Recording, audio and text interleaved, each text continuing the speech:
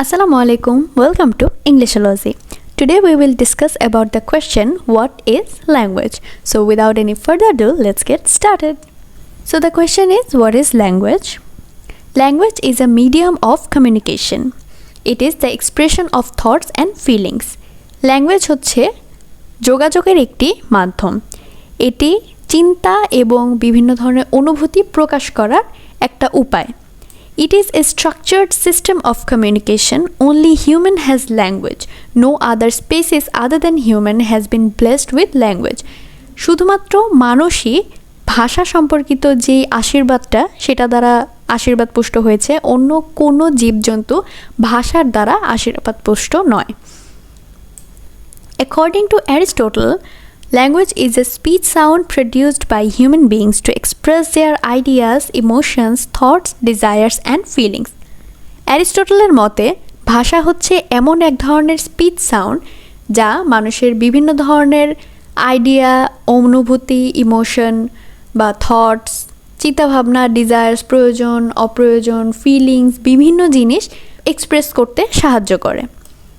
According to Edward Sapir, language is a purely human and non-instinctive method of communicating ideas, emotions and desires. Almost দুইটা সংজ্ঞা বলা চলে, but যারা মনে রাখতে পারবেন তারা এভাবে কোটস করে দিবেন, আর যারা মনে রাখতে পারবেন না তারা নিজেদের মতো লিখে দিবেন, কোটেশনের মধ্যে দিবেন না, কারণ কোনো ওয়ার্ড যদি কোটেশনের মধ্যে মিসিং হয়ে যায় তাহলে সেটা ভুল হওয়ার চান্স থাকে আর কি। সো এডওয়ার্ড স্যাপির বলেছেন ভাষা হলো এমন এক ধরনের অসহজাত এবং মানুষের যোগাযোগের প্রক্রিয়া যেটা বিভিন্ন ধরনের আইডিয়া, ইমোশন আর প্রয়োজন অপ্রয়োজন মেটানোর জন্য কাজ করে থাকে। Swiss linguist Ferdinand de Saussure defines language as a language can be compared to a sheet paper.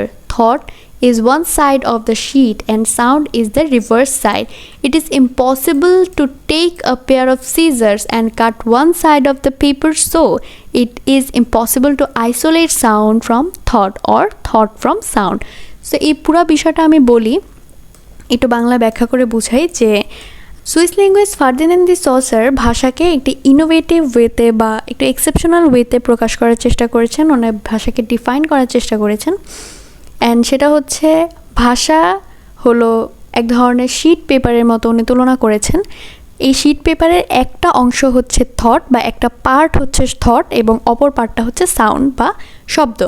এই চিন্তা আর শব্দকে একে অপরের থেকে কোনোভাবে আলাদা করা যায় না, ঠিক যেমন একটা পেজ বা পৃষ্ঠাকে আমরা কোনো একটা কেচি নিয়ে পুরুত্ব বরাবর কেটে ফেলতে পারবো না, এটা জাস্ট অসম্ভব একটা কাজ।